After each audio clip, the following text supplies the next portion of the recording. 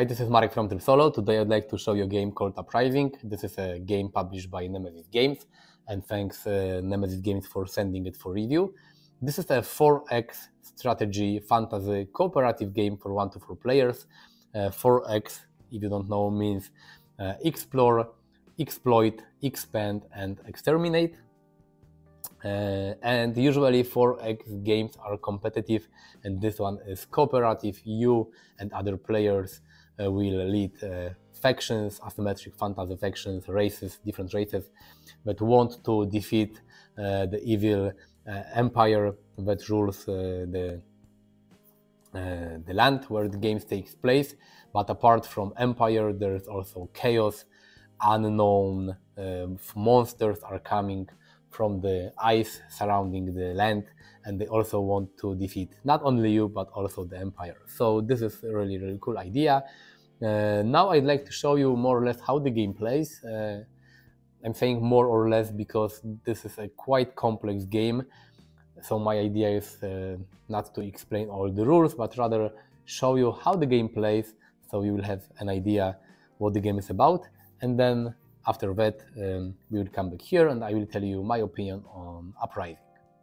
This is Uprising during a solo game, or you can say during a 2-player game, because when you play solo, you need to use 2 different factions, so it's almost identical to a 2-player game.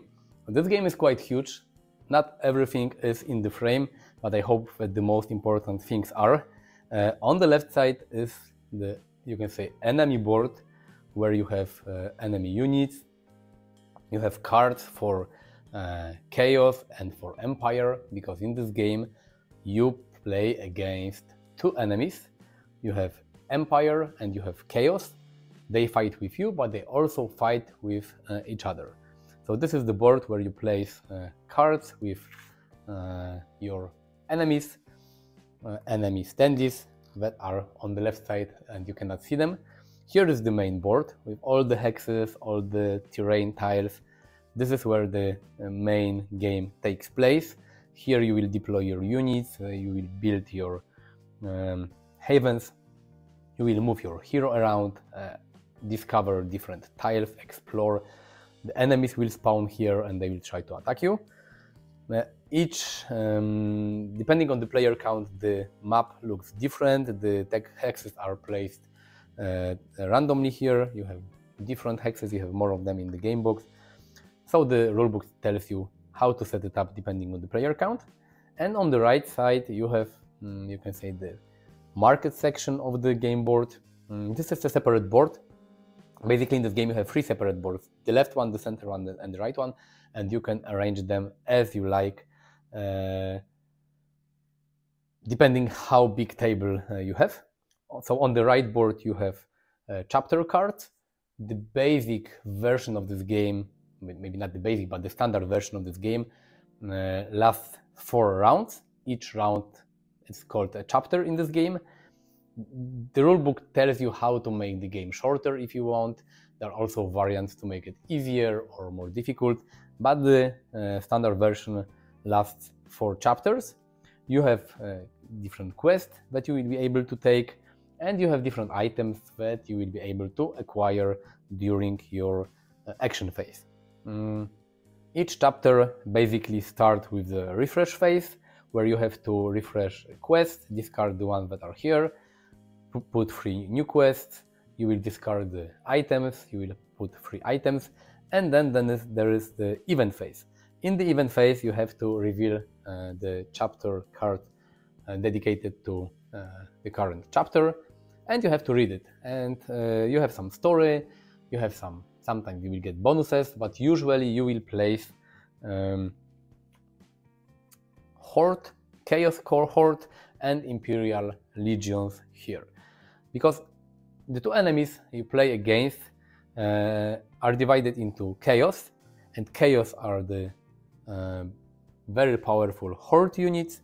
There are the curse tokens that are placed on the board, and then there are the basic skeletons. If at any time there are 3 skeletons on 1 hex, they will change into a powerful horde units.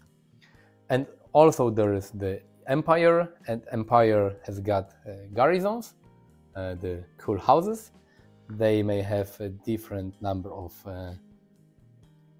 levels, so basic garrison is just the building, then you can place another building on top and another one on top, and this is a 3-level garrison.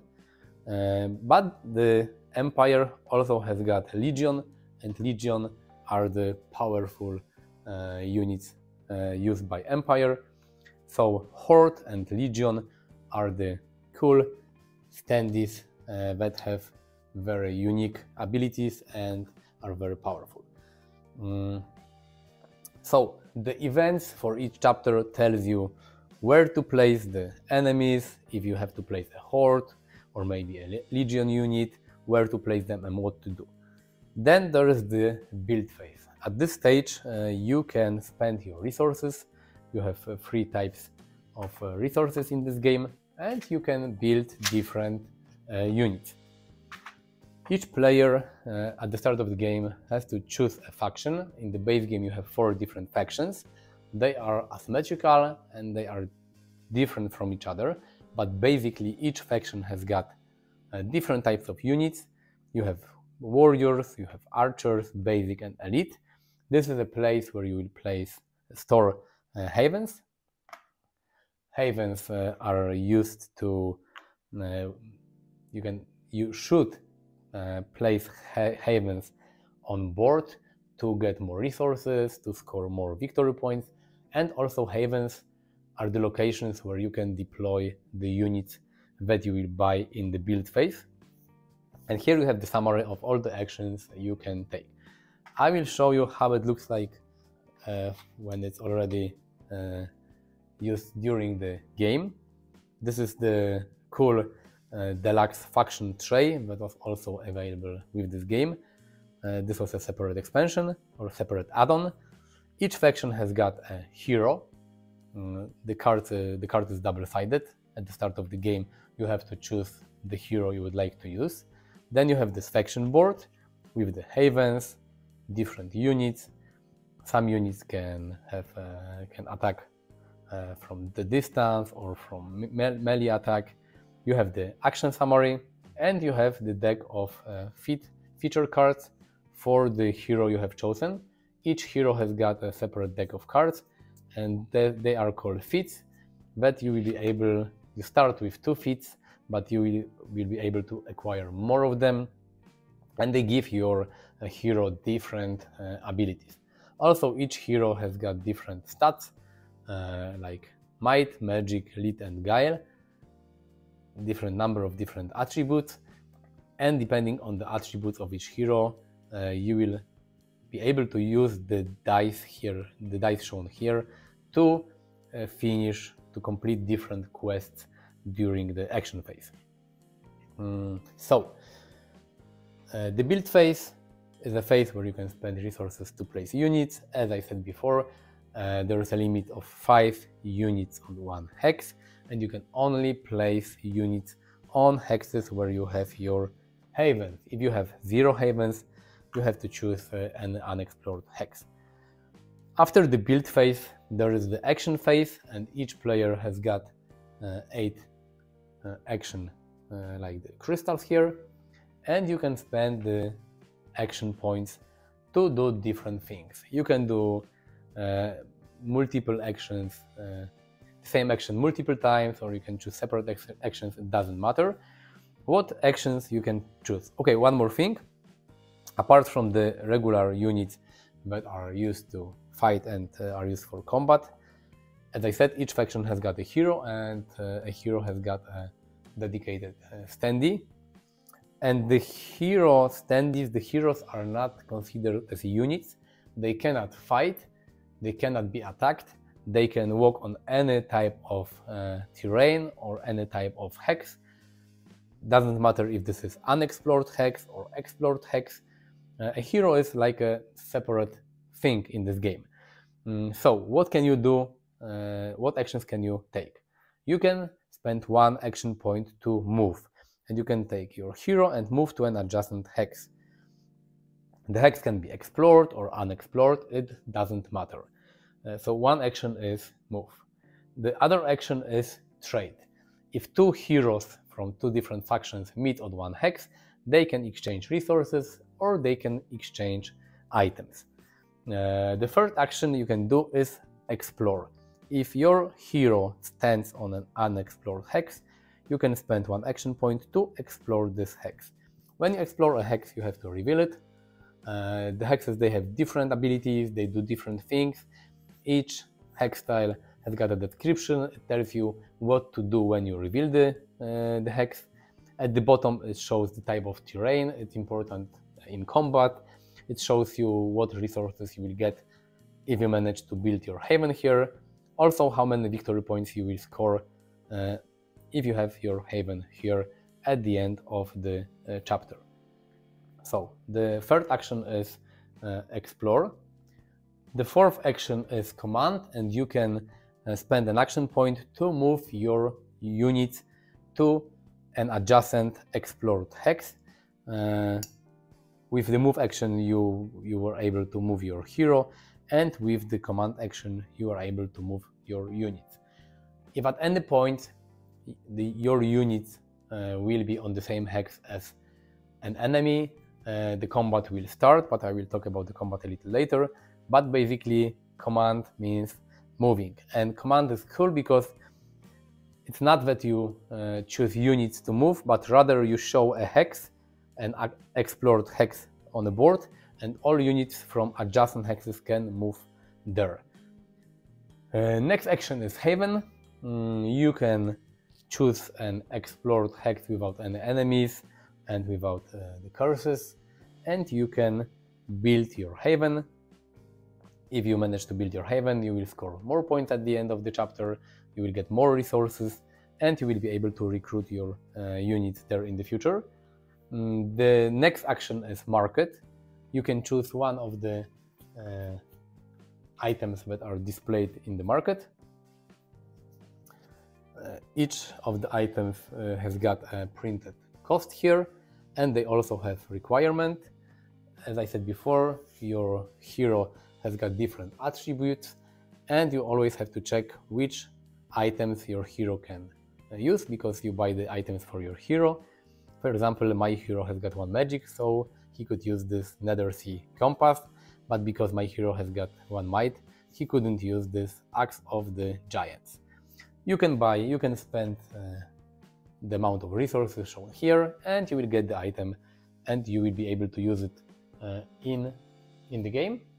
And the last action is quest. You usually have 3 quests here. If you buy an item from the market, you immediately place a new item there, but if you finish a quest, the quests are refilled at the start of next chapter.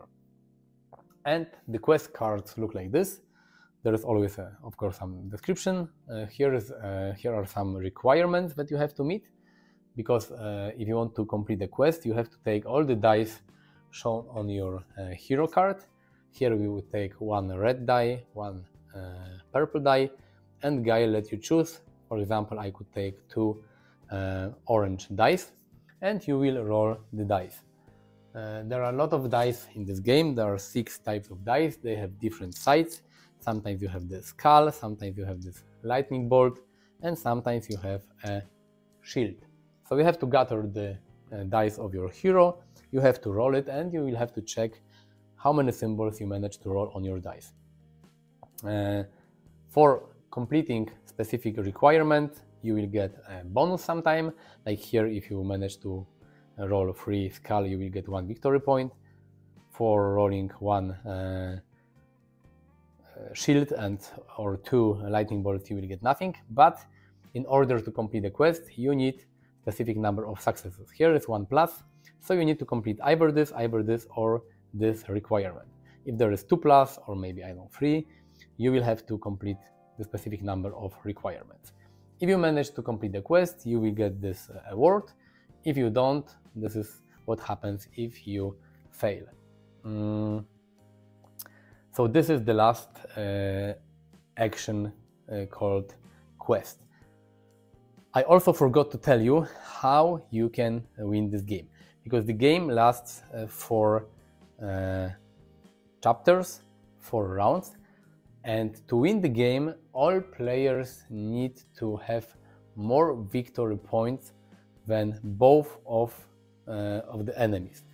So each faction, each player must have more points than the Chaos and than Empire.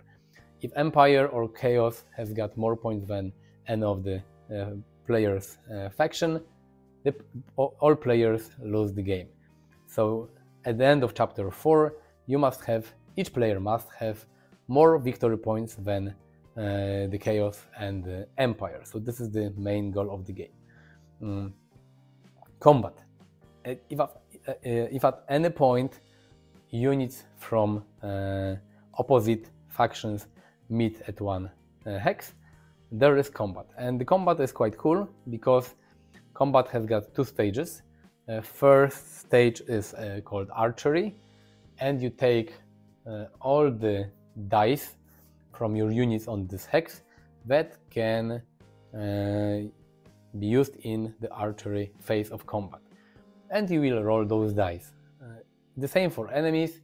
You look at the enemies, if it is a skeleton or garrison or a legion or a horde enemy, you take the corresponding archery dice and you roll it. As I said before, if you roll the dice, you can get different symbols.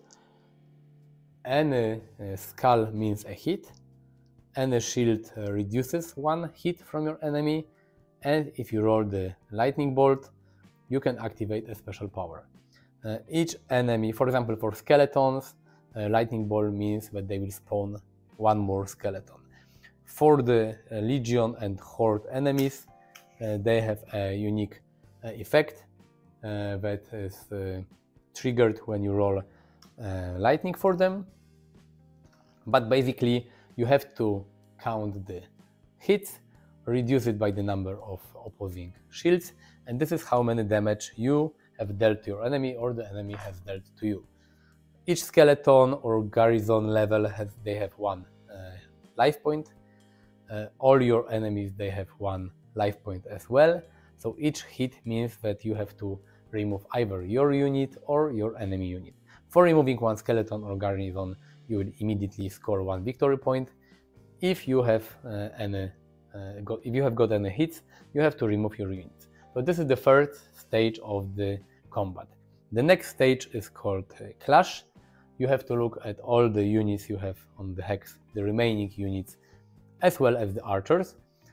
All the units that have the sword icon here, and again you take all the die from you and from enemy. You have to roll the dice and you have to remove your units or the opposing units, and the clash phase of combat takes or lasts as long as there are units of 2 factions on 1 hex. The combat ends only when there is only 1 faction left on the battlefield, or no faction if everyone is killed, but basically you continue the clash sequence as long as there are units of 2 opposing enemy factions on 1 hex. At no point of the game you can have factions of both players or 3 or of players on 1 hex. Players cannot move their units on the same hex. Only heroes can meet other heroes on 1 hex, and then they can, if they do the trade action, they can exchange resources. So this is how combat works. After all players have taken all the actions, then there is the Nemesis phase, and basically all the horde enemies, they will walk around, they will try to basically move to hexes where there are havens, where there are enemies. Remember that horde and chaos and empire, they are fighting with each other as well. So the chaos horde will try to move to different hexes and destroy havens, destroy other units. The skeletons, they don't move. Maybe some effects of a hex card or event card will order them to move somewhere, but basically the skeletons stay in 1 place. Then you will also activate the Imperial Legion forces. Each Legion enemy always have a target. They have a target somewhere on the board. When you place them initially, you always place a target for each Legion enemy, and they will try to move to the target and then attack it. All the enemy units, the Horde units and the Legion units are activated in initiative order. Each of their cards has got a number in the left top corner, and this is the initiative, so they activate in the initiative order. They have a different number of activations because you have these activation tokens, and they are placed on both Legion and Horde cards. Sometimes different hexes or effects tell you to place more activation tokens on each of the cards. So some Horde or Legion enemies can maybe activate more than once in each chapter. After the Nemesis phase, there is the production phase, and you will gain the resources depending on how many havens you have placed on the board, but you will also gain resources from havens, from hexes where you have your havens on. After the production, there is the scoring phase, and Empire will score 1 victory point for each garrison they have on the board. They will, for each hex with garrison on the board, they will score 1 victory point for each Legion unit they have on the board, and they will also score 2 victory points for each faction they managed to defeat during the current chapter. Normally, when you fight and you lose some units, you place those units in either Imperial Graveyard or the Chaos Graveyard, depending with which faction you had combat. And at the end of the chapter, Empire and Chaos, they will gain victory points for the number of defeated factions. So Empire scores for Legion units, for garrisons, and for the factions they defeated during each chapter. Chaos score points for hexes with curses, for Horde enemies on the board, and again for each faction they managed to defeat during the current chapter. And then you score 2 points for each haven you have on the board, and additionally you will score points for some hexes. Some hexes, when you have your haven, they have this victory point icon here, and if you have your haven here, you will score additional points for these hexes. So players score basically victory points for havens. They can score victory points for defeating skeletons, for defeating garrisons. They can score victory points for completing quests, and also for fighting with Legion or Horde, because if you defeat a Legion or a Horde, you will score some bonus victory points. And then the game continues. You have the second chapter, third and fourth chapter, and after 4 chapters you have to check who has got more victory points. If both players have more than the Chaos and Empire, you have won the game.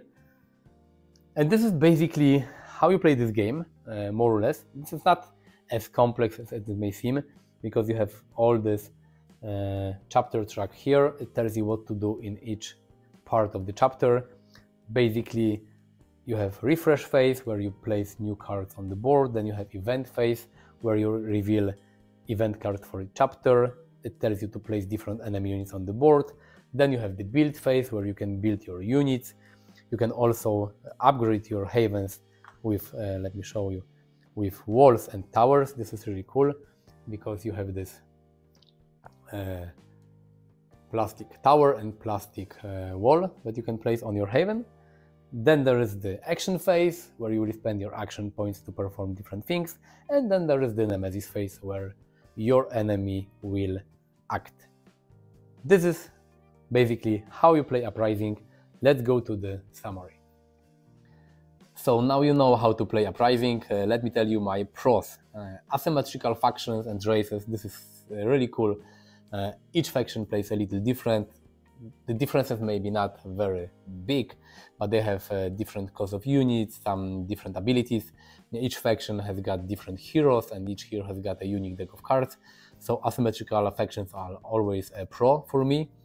Second thing I really like is that there are two enemies in this game. You have Chaos and you have the Empire, but they also fight with each other, and this is really cool because it allows you to sometimes play more strategical. So the both enemy factions, they fight with each other, so they become weaker, and then you can attack them. So this is really nice. You have a lot of variety in this game. You have a lot of cards, enemies, hexes. Each time you play the game, you will have a different setup, a different layout of the map. You have a lot of different chapter cards and different Chaos and Legion cards, so a lot of variety in this game. I like that there are different difficulty levels and options to adjust the length of the game, because you can play the full game with 4 chapters, but you can also play a short game with only 2 chapters. And the rulebook allows you and tells you how to adjust the difficulty and the length of the game to your needs. This is really, really cool. It's great that this is a 4x game that can be played cooperatively and can be played solo, because this is very uncommon. I don't think I have another 4x game that can be played solo, not saying, even not talking about cooperative mode. So this is awesome for me. The production quality of this game is great. You have trays for everything, for each faction, for the cards and hexes, and for all the resources. You even get 2 trays for resources, so you can place them in different parts of your gaming table. A lot of times games have some kind of insert or trays that are there, but they are completely not functional. Here everything is really well designed and fits all the components of this game. This is cool. I like the rulebook. The rulebook has a lot of pages, I think I remember over 50, but it explains all the game in a really good way. You have a lot of examples, you have an index, so it's easy to find the information you are looking for. Everything is well explained, and after reading the rulebook, you don't really have to look for any other, I don't know, how to play videos online. You have some reference sheets and reference cards. It's great. This is one of the best rulebooks I have seen, and I love it. I really like the fact that you have expansions for the game, so you have even more factions, more bosses, more everything. The game is supported by designers on Board Game Geek. They are there. If you have any questions, they try to answer everything, so this is really cool. What are the cons of the game? The game is quite random, especially in terms of combat. You have to roll the dice, and game with dice always is random, and sometimes even though you have more dice than your enemy, you can have unlucky roll and you will lose the combat. They, you can say, fixed it with the expansion, because in one of the expansions they introduced the Ether resource, and you can spend Ether to reroll your dice. But if you have just the base game, you have to be prepared that this game is it has quite random combat. For me, it's not a big thing. I like random games. I like games with a lot of dice. And the 4x game, I think, should be random, because otherwise it's a Euro game and not a 4x game. But if you hate randomness in games, you should remember that this game is quite random. Another con is that there is no epic endgame goal. You just play the 4 rounds, and after that you have to calculate your points, and if you have more points than the Chaos and Empire, you have won the game. But there is no goal like you have to build all your havens or defeat 10 enemies, or I don't know, find a mystical artifact. This part of the game reminds me of a Euro game where you have fixed number of rounds and you have to score most points than your enemies to win the game. The game is it's huge on the table. I have a big table, so it's not really a big problem for me, but still, when I played solo, I had problem with reaching some parts of the board. You have three boards. The factions take a lot of place, so if you want to play the game, especially with 3-4 players, you need a huge table. In the rulebook they say that you can maybe you don't have to use all the boards, because you have 3 boards, the main board and 2 side boards. You can leave the sideboards in the box, but you still have to lay out all the cards, market cards, quest cards, or the enemies. So this is a huge game, and if you have a small table, it will be a problem to play Uprising. As I said, the rules are maybe not that complex, and you have a great rulebook, but there are a lot of things to think about, especially when you play solo, when you have to lead 2 factions, and the factions have different abilities, different heroes, different cards, different items. In the second and third chapter of the game, when you have more enemies, and you have the Legion enemies and the Horde enemies on the board, and you have to play for them, and if you have to move the enemy units, and you have to fight for the enemy and fight for your units. There are a lot of things to think about and to remember, and sometimes you have to stop for a second and think, what should I do now and how should I do it? And some elements on the card are not all elements in the game are explained in the rulebook. There are some cases when you have for example, enemy card, and you read it and you're not sure what to do. So you have to go to Board Game Geek and search for answers. So just keep in mind that this is quite a complex game. And the last con for me, that it doesn't have a true solo mode. I know that they are working on it, but for now, if you want to play solo, you have to play 2 factions. It's not a huge problem, it's not that difficult, but still you have 2 factions, and each faction has got separate units and a hero and deck of cards and resources. So there are a lot of things that you have to process in your head in order to play the game successfully. Now I'd like to show you the expansions for a second. One is called Arch Nemesis expansion, and this expansion introduces 4 new factions. You have 4 factions in the base game and 4 new factions here, so you'll have 8 factions in total, and it also gives you Arch Nemesis bosses, and here are 4 different bosses that you can use in the last chapter of the game instead of the regular enemies.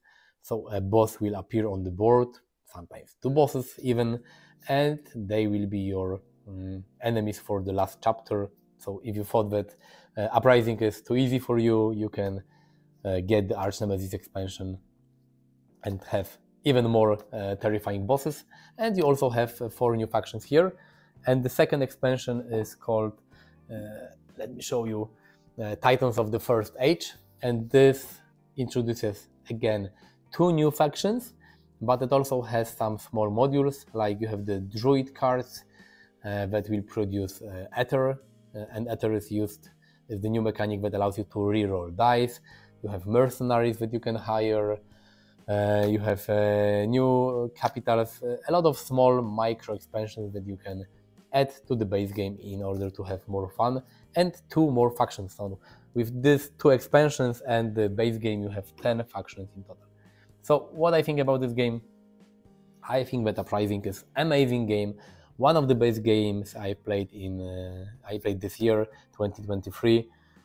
It's great. It will be in my top 10 games of this year. I love this game. I love every aspect of this game. Even it has some cons. These cons are not a problem for me.